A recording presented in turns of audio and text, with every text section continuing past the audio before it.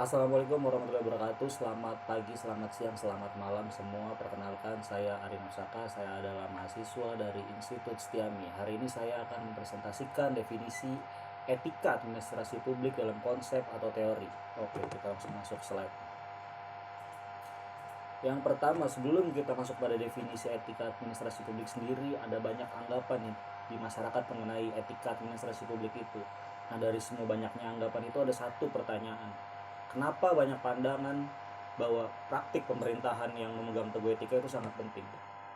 Kenapa? Karena tanpa adanya kelola yang memperhatikan etika, maka penyediaan barang dan jasa tidak akan berjalan dengan baik dan efektif. Dampak dari tidak adanya penggunaan etika dalam pelayanan publik antara lain tidak semua produk dan jasa pemerintahan dapat dirasakan oleh masyarakat yang membutuhkan. Dengan kata lain, etika menjadi instrumen yang paling penting dalam mencapai tujuan. Contoh yang paling baru kita rasakan adalah bansos. Meskipun pemerintah sudah mengeluarkan banyak anggaran untuk bansos, tapi tidak semua masyarakat merasakan karena ada banyak oknum-oknum yang memanfaatkan bansos tersebut. Oke, kita next. Nah, menurut Dwianto pada tahun 2000 ada beberapa alasan mengenai etika pemerintahan yang penting untuk diperhatikan dalam pengembangan pemerintahan yang efisien, yaitu pertama, masalah-masalah yang dihadapi oleh birokrasi pemerintah di masyarakat mendatang akan semakin kompleks. Modernitas masyarakat yang semakin meningkat telah melahirkan berbagai masalah-masalah publik yang semakin banyak dan kompleks dan harus diselesaikan oleh birokrasi pemerintah. Kita next.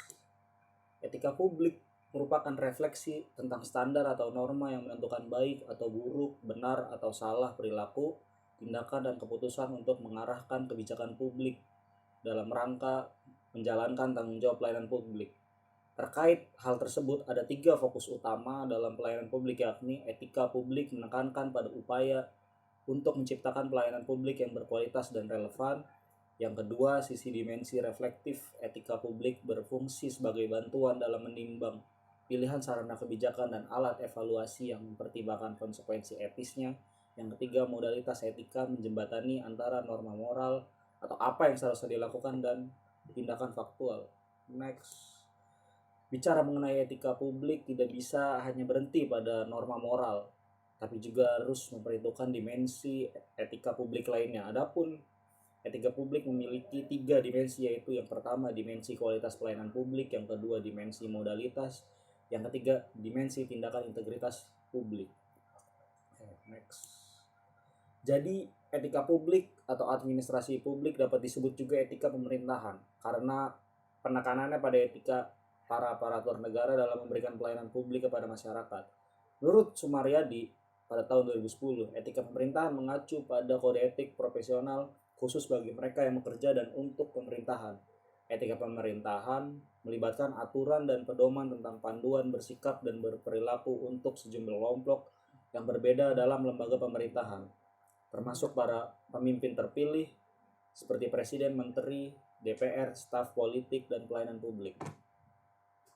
Oke, sekian itu saja dari saya. Terima kasih.